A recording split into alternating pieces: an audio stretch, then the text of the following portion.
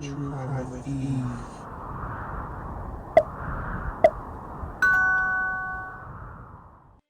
Hey everyone, it's your girl True Crime with Eve, and I want to discuss some things that I have reviewed relating to Candace and Dawn.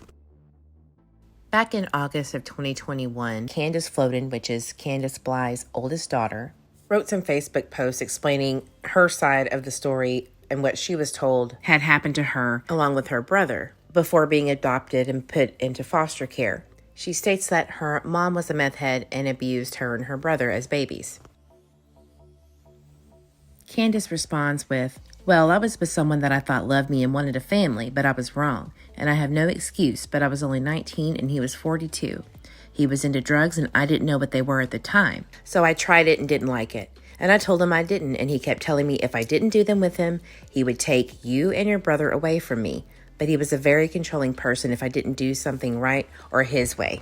She then states she tried to leave, but they were living a long way out of town and could never get out.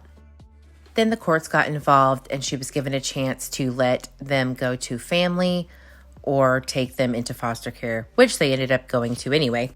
But that's what Candace said had happened.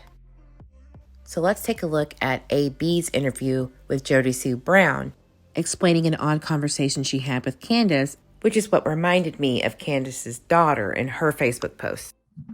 Not too long ago, she's on the driveway, and I remember her being like, because she met me midway, and it was over toilet paper or phone cable, something stupid. But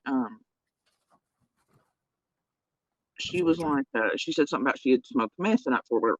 And I had no idea what to say to her. And every time she would do that, I had no idea, like, who starts a conversation like that or tells somebody that openly. She's probing you for information, hoping she finds a new drug buddy.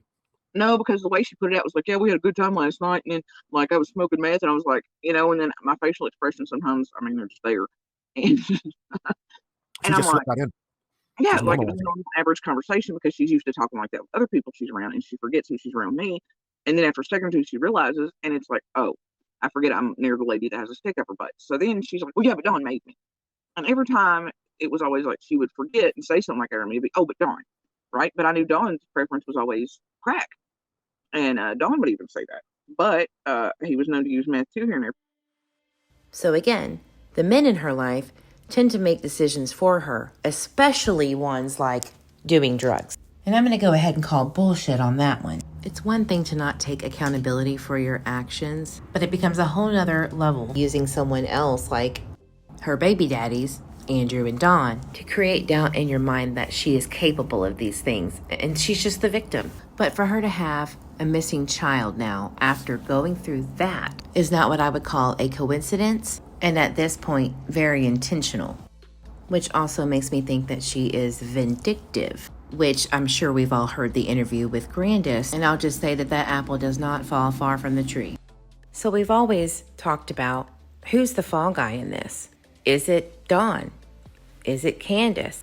When Dawn went to jail, it seemed like big ticket items were coming out of the woodwork. The cell phones. Candace doesn't want to be with Dawn anymore. However, they're together to this day in Arkansas, for better job opportunities. So I'm just going to put what I think out there. Something happened and nobody can talk about it, obviously, because they will be going to prison for a very long time. But I can tell you that I know one consistent factor in their lives that they share together. Not only drugs, but their lack of impulse control when they do just a little too much. Why do you think certain creators who have had a similar past liking for substances aren't around anymore? Because they know they're bullshit. They know the game. My point is at the end of the day, they're still sticking together after all of the backstabbing and betrayal towards each other.